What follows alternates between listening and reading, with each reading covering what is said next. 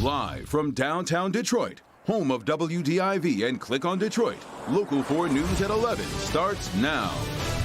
The United States hitting a new milestone tonight, becoming the first country in the world to reach 100,000 confirmed coronavirus cases.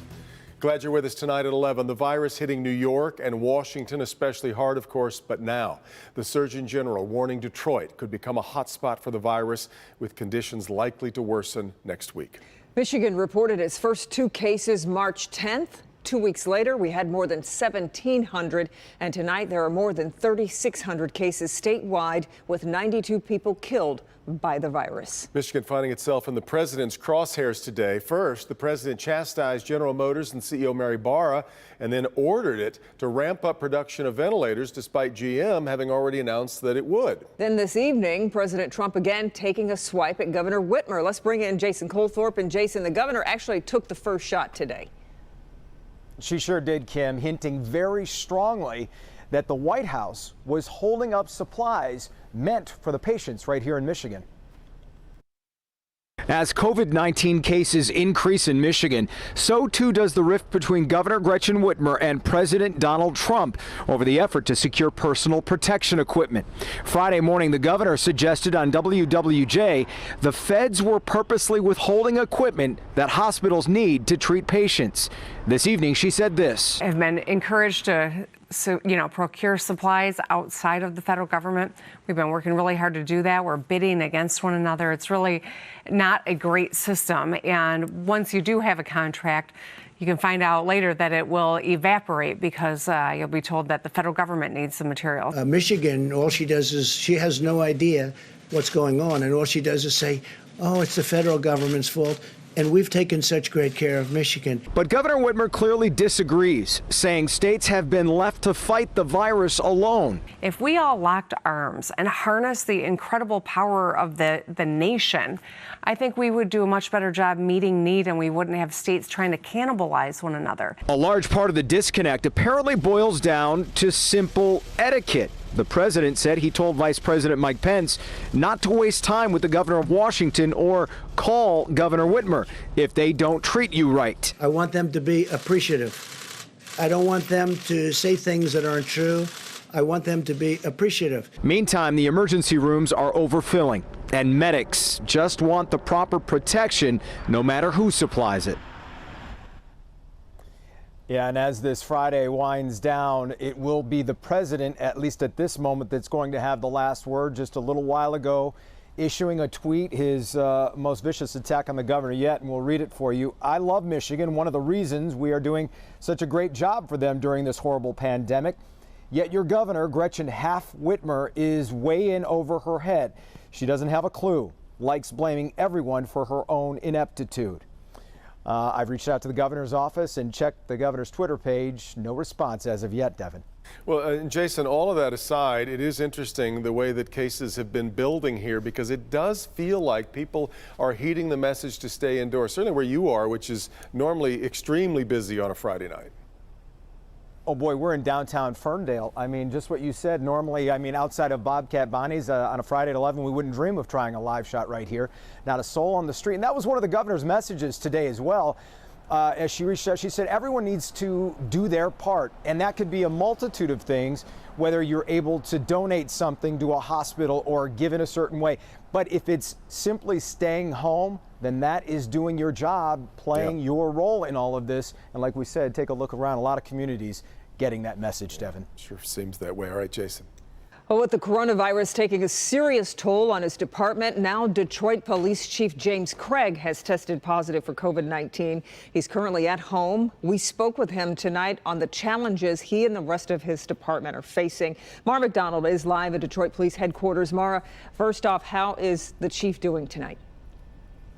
You know, Kimberly, the chief is a pretty cool cucumber. I have never seen him get anything but calm about anything, and that was the same on the phone. You can tell that he really wants to get this over with, and he wants to get back to work. DPD has 39 officers that have tested positive for COVID-19 and 468 officers in quarantine, including the chief, who spoke with us on the phone tonight as he convalesces at home. I battle seasonal allergies ever since I've been back in Michigan, like so many other Michiganders. Which is why when symptoms started showing up, he didn't think it was coronavirus. Plus, he'd been washing everything and practicing social distancing. A little cough, headache, really just kind of lingered on, and I became a little more concerned. The cough just kind of continued. He got tested, and there the positive was. In his absence, Assistant Chief James White is overseeing the department. We've dismantled some of our less critical units, and those individuals who work in some detective assignments have been reassigned to the patrol function. So far, they're managing, and every day while officers go into quarantine, others are coming out. Right now, I think where we are today, that we're absolutely managing, keeping the community safe. Back here live, this department's been through a lot in the last couple weeks. They have a lot of officers, as you now know, in quarantine.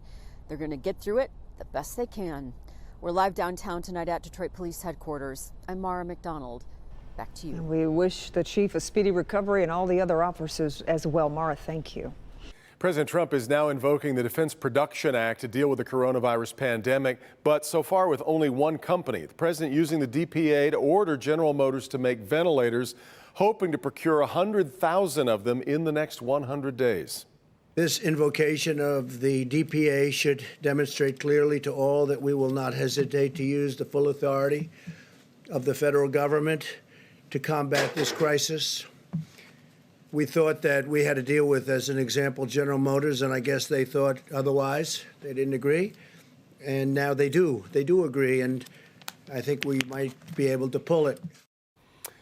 GM didn't directly respond to the president's order, but earlier in the day had released a statement reading in part, "Our teams have been working tirelessly with Ventec to produce critical care ventilators at our Kokomo, Indiana facility. Retooling is underway, and we're poised to deliver the first ventilators next month with capacity of more than 10,000 monthly."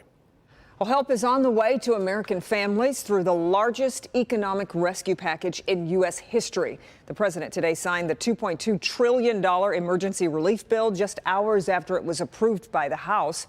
Single individuals could receive as much as $1,200 if you make $75,000 or less a year. Couples may get as much as $2,400. That amount would be reduced the more you make. Most parents would get $500 per child. Retirees and those who claim Social Security are also eligible to receive the checks. We are committed to move forward quickly, and we're going to get money in people's pockets quickly. We have our differences, but we also know what is important to us, and America's families are important for us.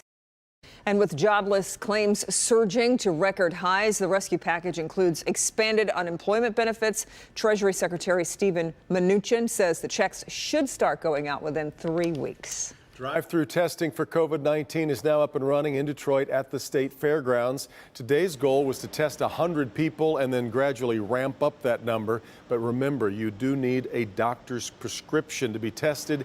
Then you have to set up an appointment by calling 313-230-0505, 230-0505. Testing will be done Monday through Saturday from 7 a.m. to 6 p.m. City hoping to get up to conducting about 400 tests a day through at least May 8th. Parents are heading into their second weekend since schools closed and can't help but wonder if their kids will return to school this school year. Today on Local 4, I asked the governor if she has an answer. This will not have been a wasted year. We are going to put together a plan that actually meets students where they are and helps them get to where they need to be by the time that they go back to school in the fall, if we don't get back yet this year. Earlier in the day, she had an interview with WWJ, and the governor said it was unlikely that students would finish this school year. Some parents we spoke to weren't surprised. There's nothing we can do about it. It's a pandemic, not a punishment. We just kind of have to roll with it. The governor's office says next week they will announce plans to ensure seniors graduate and that no child is held back due to COVID-19 school closures. We had a mostly dry afternoon, but the rain has arrived. It has. Let's check in with Ben with weekend forecast.